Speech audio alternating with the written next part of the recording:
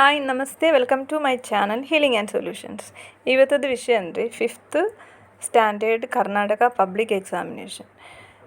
ಶಾಲೆಯಲ್ಲಿ ಟೀಚರ್ಸ್ನವರು, ಮನೆಯಲ್ಲಿ ಪೇರೆಂಟ್ಸ್ ಅವರು ಎಲ್ಲ ಮಕ್ಕಳನ್ನೇ ಪಬ್ಲಿಕ್ ಬೋರ್ಡ್ ಎಕ್ಸಾಮ್ ಅಂತ ಹೇಳಿ ತುಂಬ ಹೆದರಿಸ್ತಾ ಇದ್ದಾರೆ. ಮಕ್ಕಳಿಗೆ ಆಲ್ರೆಡಿ ಟೆನ್ಷನ್ ಉಂಟು, ಆಲ್ರೆಡಿ ತುಂಬ ಹೋಮ್ವರ್ಕ್ ಅದು ಇದು ಬರೀಲಿಕ್ಕೆಲ್ಲ ತುಂಬ ಉಂಟು. ಕಲಿಬೇಕು ಕಲಿ ಯಾವಾಗಲೂ 24 ಗಂಟೆ ಅಪ್ಪ ಅಮ್ಮನವರು ಮತ್ತು ಟೀಚರ್ಸ್ ಅವರು ಹೀಗೆ ಹೇಳ್ತಾ ಇರ್ತಾರೆ. ಆದರೂ ಅದು ಅವರದ್ದು ತಪ್ಪಲ್ಲ, ಅವ್ರಿಗೆ ಕೂಡ ಟೆನ್ಷನ್ ಉಂಟು. ಬಟ್ ಯಾರು ಸಹ ಟೆನ್ಷನ್ ಮಾಡಬೇಡಿ.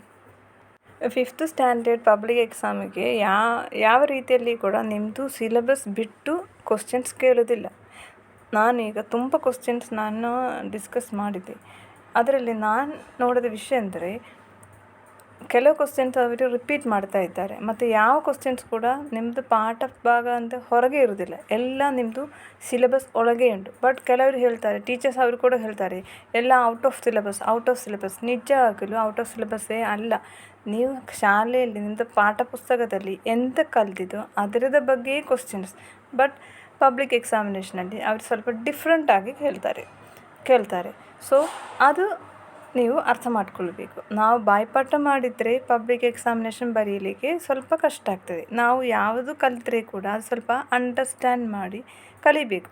ಪಬ್ಲಿಕ್ ಎಕ್ಸಾಮಿನೇಷನ್ ಅಂದರೆ ಅವರು ನಮ್ಮದು ನಾಲೆಡ್ಜ್, ನಮ್ಮದು ಇನ್ಫಾರ್ಮೇಷನ್, ನಮಗೆ ಎಂತ ಅರ್ಥ ಆಯಿತು ಅದು ಕೇಳ್ತಾರೆ.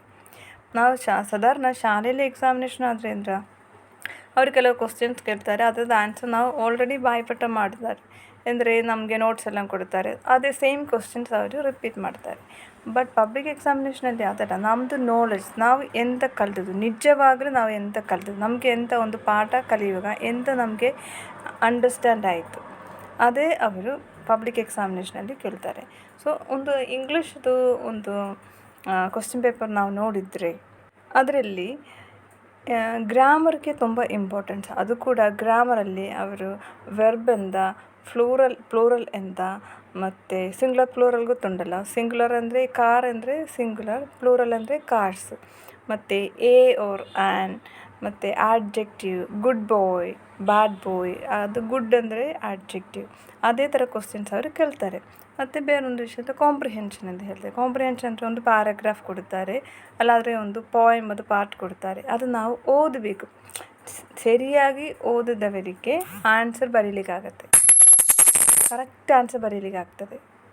ಮಕ್ಕಳಿಗೆ ನಾವು ತುಂಬ ಟೆನ್ಷನ್ ಕೊಟ್ಟರೆ, ಅವರಿಗೆ ಸ್ಟ್ರೆಸ್ ಕೊಟ್ಟರೆ, ಈ ಗೊತ್ತಿದ್ದ ಮಕ್ಕಳು ಕೂಡ, ಒಬ್ಬೊಬ್ಬರ ಮಕ್ಕಳಿಗೆ ಒಂದೊಂದು ಕೆಪಾಸಿಟಿ ಉಂಟು, ಗೊತ್ತಿದ್ದ ಮಕ್ಕಳು ಕೂಡ ಆ ಟೆನ್ಷನಲ್ಲಿ ಅವರಿಗೆ ಕ್ವಶನ್ ಸರಿಯಾಗಿ ಓದಲಿಕ್ಕೆ ಆಗೋದಿಲ್ಲ. ಬಟ್ ಪಬ್ಲಿಕ್ ಎಕ್ಸಾಮಿನೇಷನಲ್ಲಿ ನಾವು ಅದು ಕ್ವಶನ್ ಉಂಟಲ್ಲ, ಕರೆಕ್ಟಾಗಿ ನಮಗೆ ಅರ್ಥ ಆದರೆ ಅದರ ಆನ್ಸರ್ ನಮಗೆ ಸಿಗ್ತದೆ. ಅಂದರೆ ನಮ್ಮದು ಪಾಠ ಭಾಗ ಒಳಗೆ ಇದೆ ಎಲ್ಲ ಕ್ವಶನ್ಸ್. ಹಾಗೆ ನಾನು ಕೆಲವುದು ಸ್ಯಾಂಪಲ್ಸ್ ಕ್ವಶನ್ಸ್ ಎಲ್ಲ ನೋಡಿದೆ. ಒಂದು 8-9 ಕ್ವಶನ್ಸ್ ಎಲ್ಲ ನನ್ನ ಹತ್ರ ಉಂಟು, ಅದೆಲ್ಲ ನಾನು ನೋಡಿದೆ. ಕೆಲವುದೆಲ್ಲ ರಿಪೀಟ್ ಆಗಿ ಅದಂದರೆ ಇದೆ ಗ್ರಾಮರ್, ಇಂಗ್ಲೀಷಲ್ಲಿ ಗ್ರಾಮರ್. ನನಗೆ ಮತ್ತು ಕನ್ನಡ ಮತ್ತು ಹಿಂದಿ ನಾನು ನೋಡಲಿಲ್ಲ, ಆಯಿತಾ. ಆ್ಯಕ್ಚುಲಿ ಕನ್ನಡ ನನಗೆ ಅಷ್ಟು ಗ್ರಾಮರ್ ಅಂತ ನನಗೆ ಸರಿಯಾಗಿ ಗೊತ್ತಿಲ್ಲ, ಆಯಿತಾ. ಆ್ಯಕ್ಚುಲಿ ನಾನು ಕೇರಳದವರು. ಮತ್ತು ಬೇರೊಂದು ವಿಷಯ ಅಂದರೆ EVS ಕೂಡ ಕ್ವಶನ್ಸ್ ನಾವು ಎಂಥ ಪಾಠ ಭಾಗ ಅದರಲ್ಲಿ ಎಂತ ಉಂಟು, ಅದರಲ್ಲಿ ಈಗ ನಾವು ಸ್ಟ್ರೈಟ್ ಒಂದು ಕ್ವಶನ್ ಆನ್ಸರ್ ನಾವು ಕಲಿತೇವೆ. ಬಟ್ ಪಬ್ಲಿಕ್ ಎಕ್ಸಾಮಲ್ಲಿ ಅವರು ಸ್ವಲ್ಪ ಕೆಲವೊಮ್ಮೆ ಉಲ್ಟಾ ಕೇಳ್ತಾರೆ. ಈಗ EVS ಅಲ್ಲಿ ಒಂದು ಕ್ವಶನ್ ಎಕ್ಸಾಂಪಲ್ ಹೇಳಿದರೆ, ಮಳೆ ಹೇಗೆ ಬೀಳ್ತದೆ, okay, how does the rain come of home. ನಮಗೆ ಅದು ಗೊತ್ತುಂಟು ಹೇಗೆ ಅಂತ. ಬಟ್ ಪಬ್ಲಿಕ್ ಎಕ್ಸಾಮಿನೇಷನಲ್ಲಿ ನಿಮಗೆ ಅದು ಮಳೆ ಹೇಗೆ ಬೀಳ್ತದೆ ಹಾಗೆ ಅಲ್ಲ ಕ್ವಶನ್ ಬರೋದು, ಅದರ ಮಧ್ಯದಲ್ಲಿ ಯಾವುದಾದ್ರು ಪ್ರೋಸೆಸ್ ಬರ್ತದೆ. ಅದು ಎಂತ, ಅದು ಯಾವುದಕ್ಕೆ ಕಾರಣ, ಹಾಗೆ ಎಲ್ಲ ಕೇಳ್ತದೆ. ಸೊ ನಮಗೆ ಕರೆಕ್ಟ್ ಕ್ವಶನ್ದು ಆನ್ಸರ್ ಗೊತ್ತಿದ್ದರೆ, ಪಾಠ ಭಾಗ ಗೊತ್ತಿದ್ದರೆ, ಯಾವ ಕ್ವಶನ್ ಕೂಡ ನಮಗೆ ಆನ್ಸರ್ ಮಾಡಲಿಕ್ಕೆ ಆಗುತ್ತೆ. ದಯವಿಟ್ಟು ಪೇರೆಂಟ್ಸ್ ಮತ್ತು ಟೀಚರ್ಸ್ ಮಕ್ಕಳಿಗೆ ತುಂಬ ಸ್ಟ್ರೆಸ್ ಕೊಡಬಾರ್ದು. ಅವರು ಆಲ್ರೆಡಿ ಅವರು ಸ್ಟ್ರೆಸ್ಸಲ್ಲಿ ಇರ್ತಾರೆ. ಮತ್ತು ನೀವು ಫೇಲ್ ಆಗುತ್ತೆ, ಪಾಸ್ ಆಗೋದಿಲ್ಲ ಅಂತ ಹೇಳ್ತಾರೆ. ಕೆಲವು ಮಕ್ಕಳಿಗೆ ರಾತ್ರಿ ನಿದ್ದೆ ಬರೋದಿಲ್ಲ. ಅವರ ಮೈಂಡಲ್ಲಿ ಯಾವಾಗಲಿದೆ, ಅಯ್ಯೋ ನಾನು ಫೇಲ್ ಆಗುತ್ತಾ ಆ ಥರ ಒಂದು ಹೆದರಿಕೆ ಬರ್ತದೆ. ಸೊ ಪ್ಲೀಸ್ ಎಲ್ಲರೂ ನೆಮ್ಮದಿಯಾಗಿ ಇರಲಿ. ಎಲ್ಲ ಈಸಿ ಕ್ವಶನ್ಸ್ ಇರ್ತದೆ. ನೀವು ಅದು ಬಾಯಿಪಾಠ ಮಾಡಬಾರ್ದು. ಬಾಯಿಪಾಠ ಯಾವುದು ಬೈ ಹಾರ್ಟಲ್ಲಿ ಅಲ್ಲ, ಇದು ಪಬ್ಲಿಕ್ ಎಕ್ಸಾಮ್ ನಮ್ದು ಆನ್ಸರ್ ಬರೀಬೇಕು. ಇನ್ನೊಂದು ಎಕ್ಸಾಂಪಲ್ ಹೇಳ್ತೀನಿ. Okay, sun rises in the east, ಅದು ನಾವು ಗೊತ್ತಿರ್ತದೆ ಎಲ್ಲರಿಗೂ.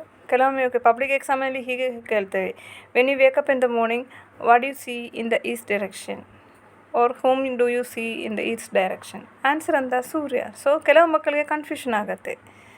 ಬೆಳಿಗ್ಗೆ ನಾವು ಹೇಳುವಾಗ ಅದು ಈಸ್ಟ್ ಡೈರೆಕ್ಷನಲ್ಲಿ ಎಂತ ಕಾಣ್ತದೆ, so answer is Surya. So ಅದು ಕೇಳಿದ ಒಂದು ಸ್ಟೈಲ್ ಮಾತ್ರ ಡಿಫ್ರೆಂಟ್ ಆಯಿತು ಅಷ್ಟೇ.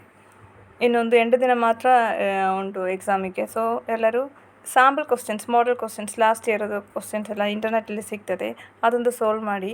ಮತ್ತು ನಾನು ನೋಡ್ತೇನೆ. ಓಕೆ, ಅದರದ್ದು ಲಿಂಕ್ ನನ್ನ ಕೈಯಲ್ಲಿ ಸ್ವಲ್ಪ ಕ್ವಶನ್ಸ್ ಮಾಡಲ್ಸ್ ಎಲ್ಲ ಉಂಟು, ಅದರ ಲಿಂಕ್ ನಾನು ಡಿಸ್ಕ್ರಿಪ್ಷನ್ ಬಾಕ್ಸಲ್ಲಿ ಕೊಡ್ತೇನೆ. Thank you. All the best. Happy exam.